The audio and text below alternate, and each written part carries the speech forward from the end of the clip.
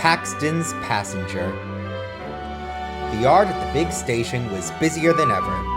Trucks and coaches were coming in and out by the hundreds every hour. Paxton was being put through his paces to keep everything running like clockwork. "Sorry if there's any delays," he would tell the other engines. "I'd be in two places if I could, but there's only one of me. Unless there's a second Paxton somewhere out there. Oh, I hope he's not lonely. Oh dear." Oftentimes, Paxton would find himself working long after sundown.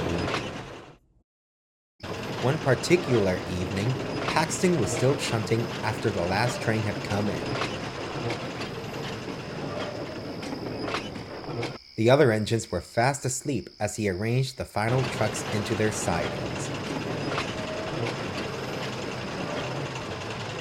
He moseyed drowsingly through the station, eager to get some rest, when he suddenly heard a faint sobbing sound nearby. "Hello?" he asked, glancing up and down the platforms. "Who's there?" Then he saw a woman sitting on a bench. Her head was buried in her hands, and her cries were growing louder. "Hello," said Paxton, adorning his signature innocent smile. "What's the matter?" The woman glanced up at Paxton. "I want to go home," she wailed. "But I've missed my train, and now I've got no chance of getting back." "Where's your home?" he asked kindly. "All the way at Wellsworth," sobbed the woman. Paxton, being a kind engine, felt sorry for the woman and offered to take her himself. "Thank you," she said, donning a little smile. "You're most kind." "No, I'm Paxton," chuckled the diesel as his driver spoke to the signalman. He collected a coach, the women climbed aboard, and they departed into the night.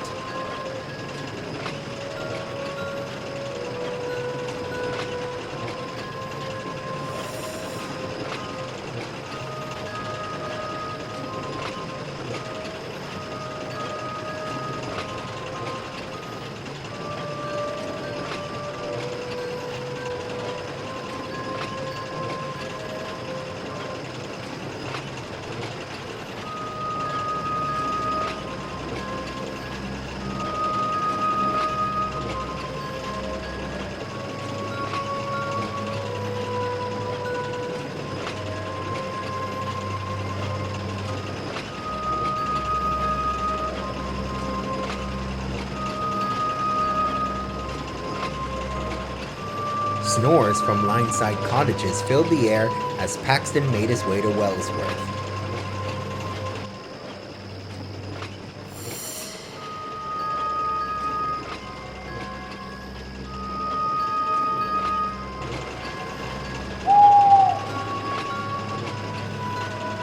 Though it was slow going, he soon arrived at the station.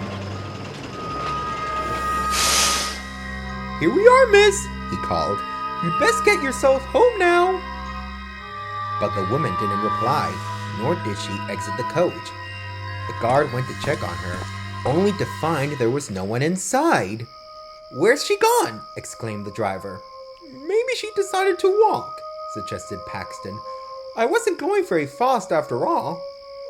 But no matter how hard they waited and searched, there was no sign of the woman anywhere. With no success, Paxton returned home, lost in his thoughts about what had happened. "Maybe I'm just dreaming," he pondered.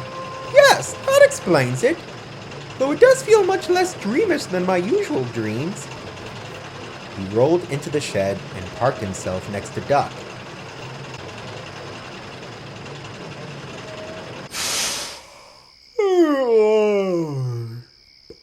"Paxton?"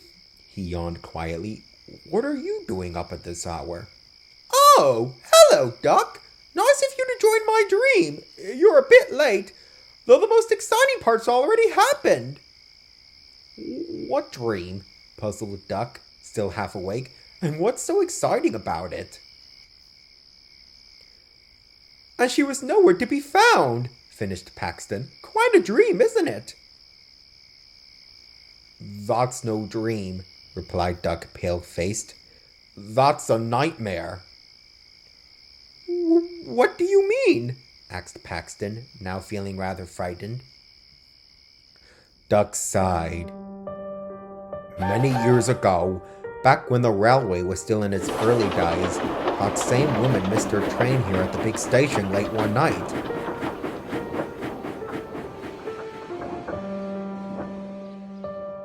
She was desperate to get home and tried to walk to Wellsworth herself. Unfortunately, she hadn't accounted for the other nightly services and, well...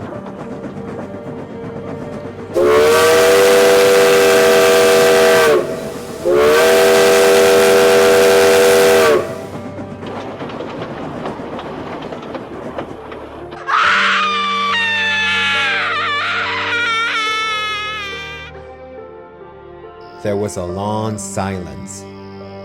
Now, said Duck solemnly, the woman often returns to the station, always trying to catch her train, but she never does. And no matter how many times she does manage to get a ride afterwards, she always vanishes at the site of her accident, never reaching home. Paxton was speechless and remained silent for several days. Nights are now quite difficult for the Diesel, as he can often hear the haunting cries of the ghostly woman from the station. The sound deeply upsets him, for he knows that no matter how hard he may try or wish to help, he can never help her return home.